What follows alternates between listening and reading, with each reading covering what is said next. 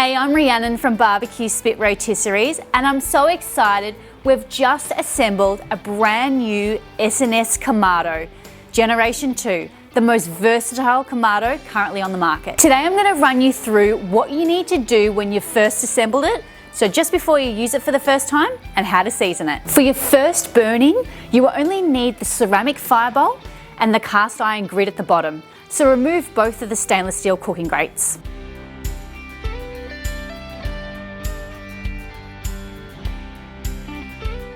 To start the fire, place 3 firelighters on the bottom cast iron charcoal plate. Light the firelighters using a long match or a fire lighting torch. Next, grab 2 or 3 handfuls of charcoal and put them on top of the firelighters.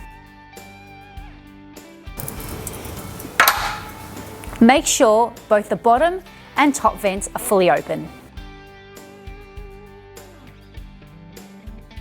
The Kamado should be burnt in for 30 minutes at a temperature between 300 and 350 degrees Fahrenheit or 150 to 175 degrees Celsius.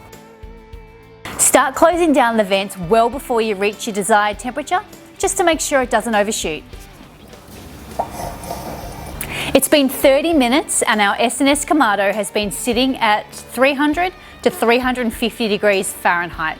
We've now successfully seasoned the barbecue. Just remember, for your first few cooks, don't exceed 350 degrees Fahrenheit. Before you fire it up for the first time, just double check that the seals and the screws are all tight, as they may have expanded or contracted during the burn-in process.